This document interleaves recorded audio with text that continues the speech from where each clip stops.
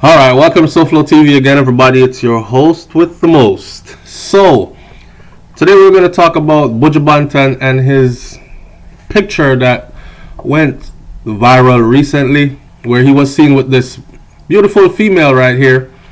But of course, Buju's hands were in places where you would say that the two are intimate. Not to mention that she looks considerably younger than Buju.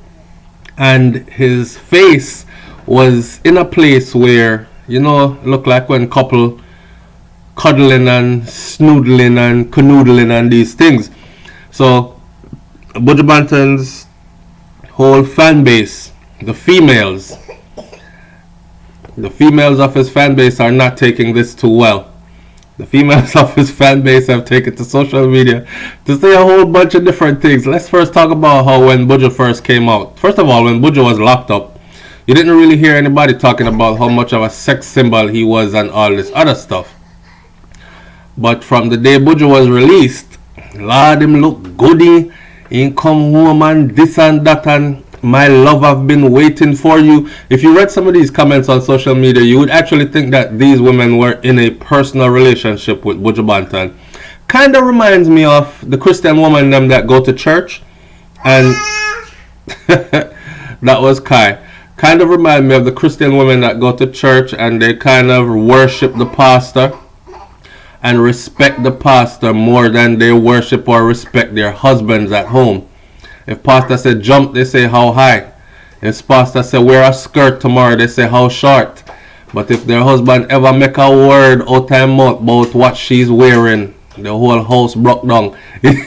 Right? So it's under one of those kind of remind me of. I remember the first comment this lady said in the social, this girl, woman, female, whatever, said in the social media, on Instagram it was.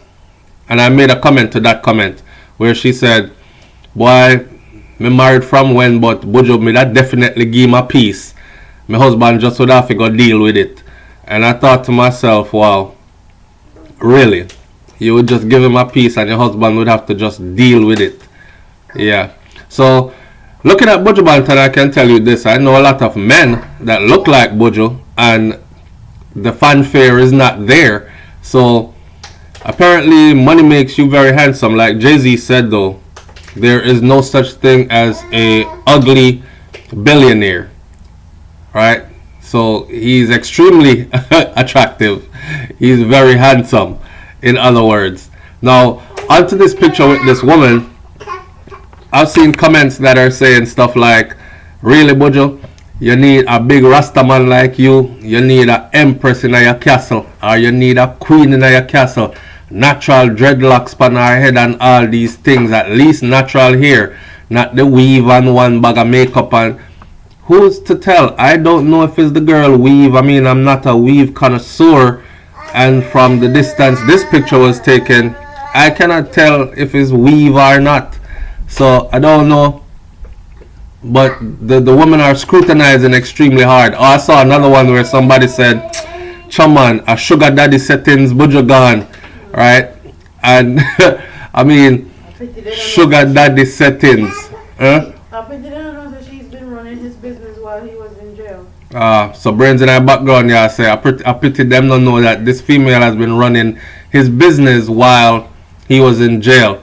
I don't know if you're familiar with the story then about the rapper named Gucci Man and the Jamaican female that he's with, and how she took whatever 1 million, 2 million he had and actually turned it into like 50, 60 million in the time he was doing his prison time. And when he came home, he eventually married her and made her wifey, because some woman would run off with the thing or mash it up and floss it out and these kind of things. So if that's the case, then she's been holding him down all along. But like I said before, half of these women that worship these guys, these stars online, they will throw their crutches at any guy that has fame and money. You know what I mean? And Buju, I'm sure Buju knows that as well. And I'm sure he knows how to separate entertainment from whatever. His rep reached out and said to Urban Islands that Buju prefers to keep his private life private. And he works now for his children. Alright? Leave it at that. Now, moving right along. onto this one here with Shenseea and Tyga. Shout out to Tyga, shout out to Shenseea. Let me say this first before I go any further. Y'all hear my little man in the background. Just deal with it. Listen, Shenseea recently came out with a picture where she was in bed with a female. And a lot of people were saying, no, we're not going to go for that. Still enough. This is the first time that homosexuality was introduced into dancehall in such a blatant way. Can you imagine if Beanie Man and Bounty Killer did take a picture in the same bed? Or if Beanie or Bounty and any other man did take a picture, or any male figure of dancehall music took a picture being in the same bed, let alone a video waking up in the same bed with a man, because that was what was depicted in the video when the video came out, right? But the picture first came to social media, which of course they were drumming up controversy for the video, and everybody had their own opinions of it all. Shenseea was being very defensive, I might add, by saying that, so what, and me I live my life. What I learned from this though is that there are a lot of women that are willing to either go all the way the other way, or at least have 1 foot over on that side of the fence and 1 foot over on the other side of the fence. Not only judging by the amount of support she got, but judging by the comments on her Instagram, because a lot of them were actually saying stuff like they would actually do it with her as well, or one girl like the girl that was in the video, and all these other things. And again, just like coming off the Buju Banton story with his girl, a lot of common people who are not famous tend to worship stars, to the point where if some of them ever get in a star presence, they would probably do just about anything they're told to do. So, but in Shenseea's case, what I saw this as is, she was going to have to do something to cross over. I've always said it that Shenseea was going to be the one to cross over. Hey Russian, Mr. Russian, I cuss out everybody, because people are not liking the song. A lot of people are saying, Shenseea, you look good in the video, we support you and everything. Your part of the video sound good, but it's probably the worst song you ever did and we don't like it and whatever. This criticism is not going over well with Russian, super producer Russian. Mr. Russian from Vybz Kartel said Russian in a straight jeans and fitted and these things. If y'all don't know that he was the producer for that big banger for Vybz Kartel as well. Yeah, a lot of people didn't believe in Russian, and he took the thing to a whole nother level now. With Shenseea now, I always said she was going to be the crossover out of Jamaica to go international on the crossover side. But to see the things that comes with that, I'm thinking they looked at her and told her, look, Jamaican artists, women, they always sing about body and man and this and that. Plus Jamaica is known to be very homophobic, albeit how far-fetched and way back in the day that was. They still look at us this way. So I'm pretty sure somebody said to her in the time that she was signing to Interscope that, look, Shenseea, how about we do it this way?